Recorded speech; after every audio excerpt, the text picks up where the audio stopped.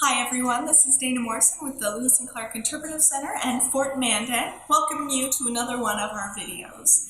I'm standing here in our Lewis and Clark Gallery at the Interpretive Center, and today I'm going to talk with you about packing and preparing for the expedition. So as you can imagine, it was quite a daunting task for Lewis and Clark to figure out exactly what they needed for their expedition, especially when you're dealing with factors such as they're not sure exactly how long they're going to be gone. They don't know exactly the terrain that they're going to encounter, and they have no idea, at least in some parts of their trail, the type of people that they're going to meet, the number of tribes, their practices, their religions. All of these factors make it really difficult to figure out how to fully prepare for this expedition. But Jefferson, in his choosing of Lewis, who in turn chose Clark to lead the expedition, were very capable in creating a list of supplies to bring with them. So that's what we're going to talk about today. This is part of a program that we do for when school kids are here. So we kind of tweaked it a little bit for the video here, but you'll see a lot of the stuff that we keep within the trunk are reproduction items to really show the types of items that they brought with them. Now a little bit of backstory on what Lewis and Clark are dealing with, at least financially speaking, of how to outfit themselves for the expedition. Congress appropriated $2,500 to the expedition in order to buy their supplies. However, in the end, they ended up spending about $40,000, so it was slightly over budget there. But they got the okay from President Jefferson to spend that extra money to really get anything and everything that they would need. And they needed it, obviously. $2,500 wasn't really going to cut it for them. Lewis took about 4 months to plan this out and to figure out what he needed, how he was going to get those items, and how he was going to transport them down to St. Charles in order to have it ready for when they took off in early 1804. So like I said, we're going to explore some of those items that they would have brought. We'll kind of go by category.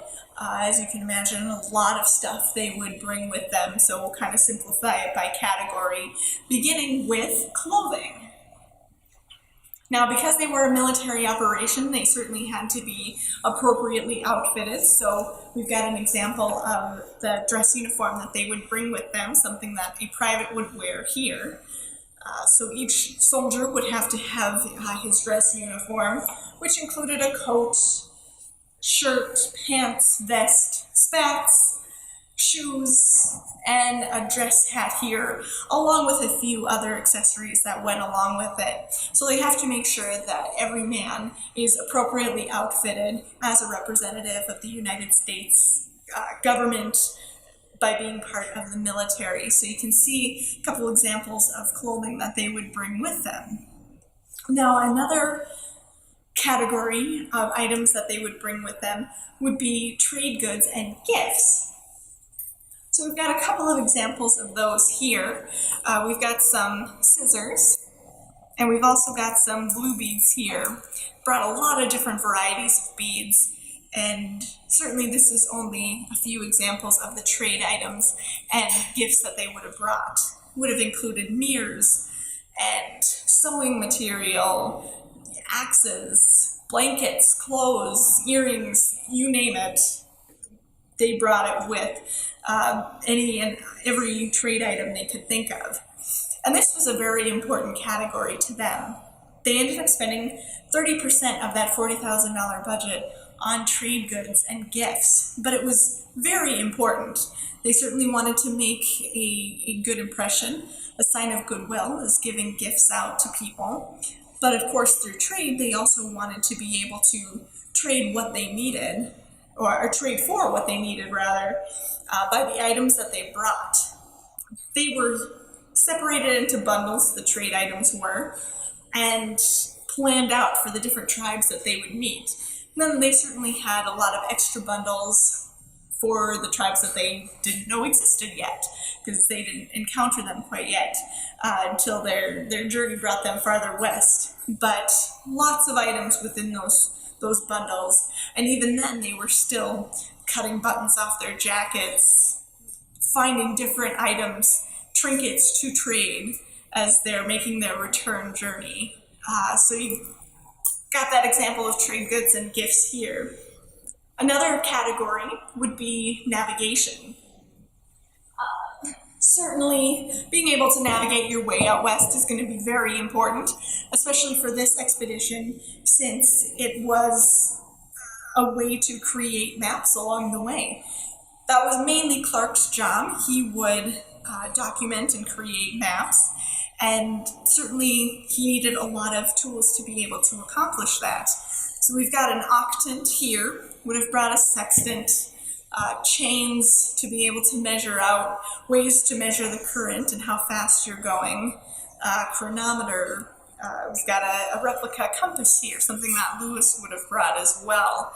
So the list of navigational items is very extensive as well, and well worth bringing, because their maps were fairly accurate throughout, especially considering the items that they're working with in order to figure it out. But they certainly knew what they were doing in bringing these items and using them too. Another category that I want to focus on is personal hygiene. Not something that we necessarily think about all the time with the Lewis and Clark expedition, but certainly something that was very important to them. So you've got a couple of items here that I'll show you. Our first one is going to be soap that you see. You've got a little holder for it. We've also got shaving materials as well. You've got your brush here. We've got the straight razor here. So these items were very important too, very much like the uniform, to follow that military protocol to have a certain image. So military protocol at the time was that you were clean shaven, that you had short hair, and this is something they kept up through the entirety of their expedition.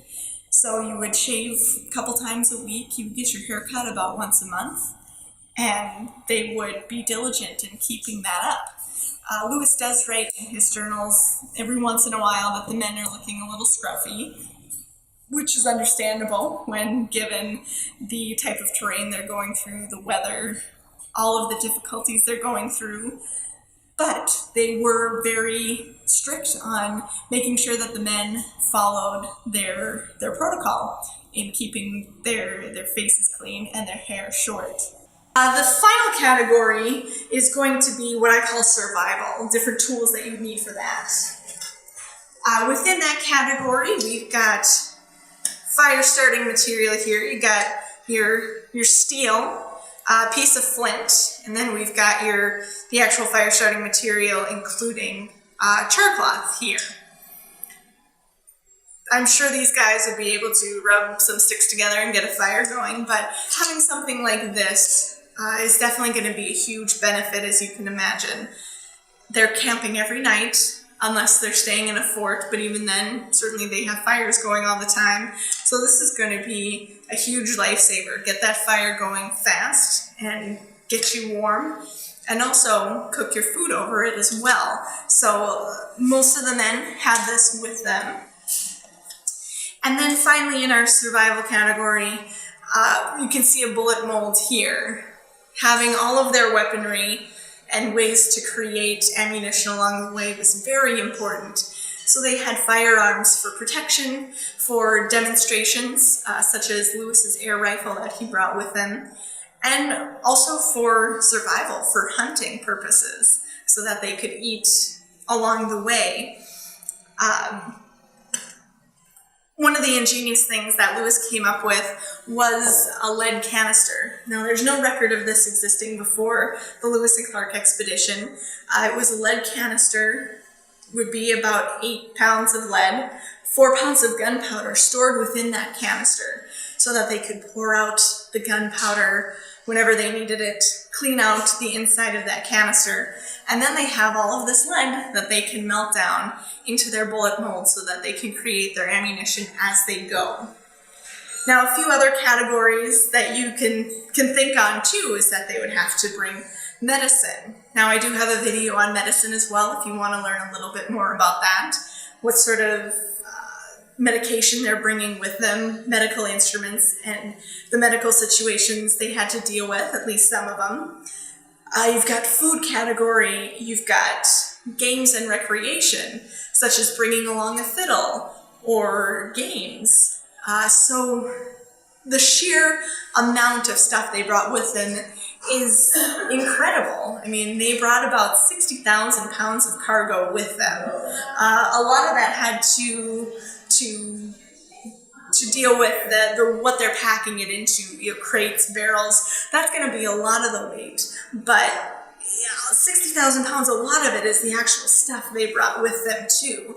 So it's amazing to think about the expedition itself, but then to really step back and think about how they had to prepare for this expedition, which took a lot of thought and a lot of planning, and frankly, having the right people to be in charge of this expedition to make sure that it was properly outfitted. So this is just a little taste on how they prepared for this expedition. But as always, we'd love to tell you more about it. So come visit us here at the Interpretive Center and we can go into more detail about what they brought with them, how they fully prepared for this expedition, and show you some of the items that they would have brought with them. So thanks for joining me today, and we hope to see you here soon. Bye.